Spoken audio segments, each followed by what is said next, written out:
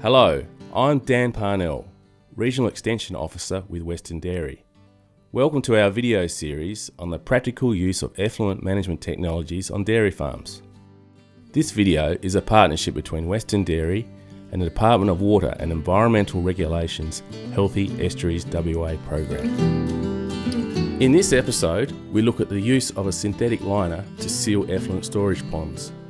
This technology helps contain effluent in the ponds and eliminates the risk of effluent reaching groundwater in a high water table environment.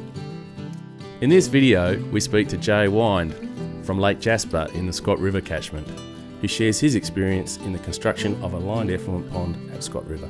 My wife Laura and I, we manage a 1,000-cow dairy farm, southwest WA, Lake Jasper, south of Nannup, about an hour from Margaret River, east of Margaret River.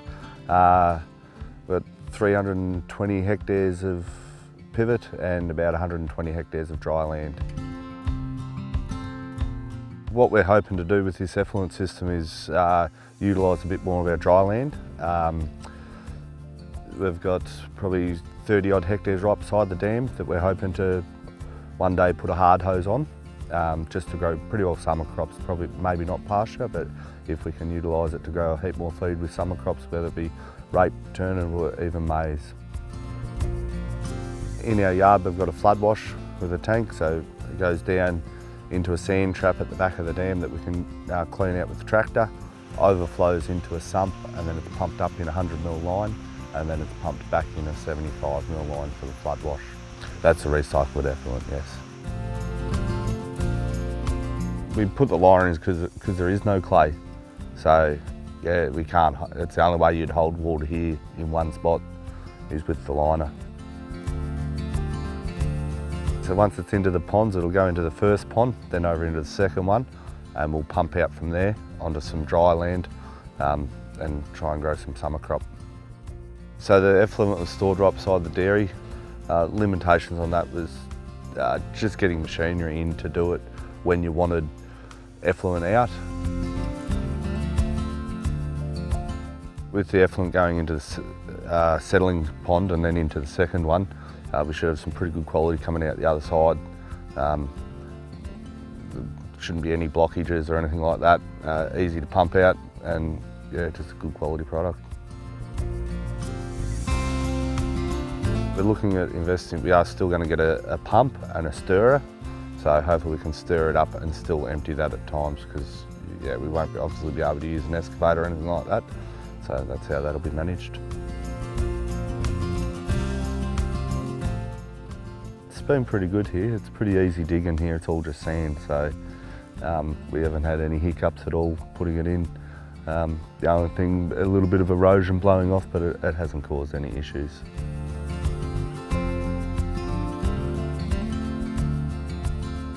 So in regards to code of practice, yeah, we've just got to make sure we've got enough storage capacity to hold all of our effluent so that it doesn't overflow, and then we can irrigate it in the summer.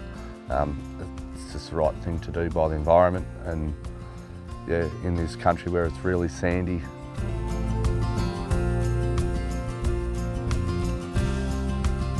Managing effluent on the Scott River coastal plains is quite challenging. It's a really difficult environment down here. We've got very high rainfall, it's flat, the sandy soils here, and we've also got some of the nation's largest dairy herds down here. So it makes managing effluent quite challenging.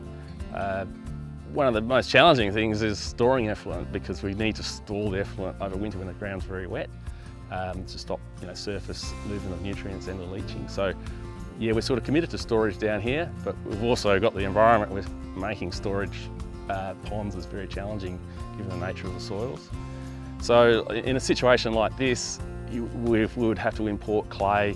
There's no clay on farm that we can use that reaches that very high standard to line a pond. So we'd have to import clay from off farm and or bentonite, which would be very expensive to line a pond. And plus we just don't have the materials to make good pond walls and things like that. So that's where the synthetic liner becomes the best value in this scenario. So here we've got, it's obviously quite a large herd here and a very wet environment. So we've got a 20 meg storage pond here, effluent storage pond, and a 1.6 solids pond, 1.6 megs.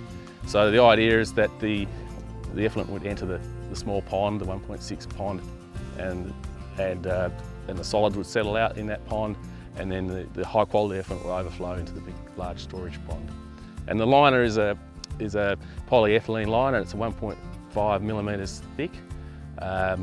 So that gives us 100% containment of the effluent in this environment, which is really challenging. We've got water courses all through this environment, so really, really important that the permeability is 100%. So that's a challenge. We have got some gas drainage out of this side as well. So it's sometimes we choose to do that just to make sure that there's no inherent methane production in the soils around the pond that can influence the floor of the liner. So we've got that in place here as well.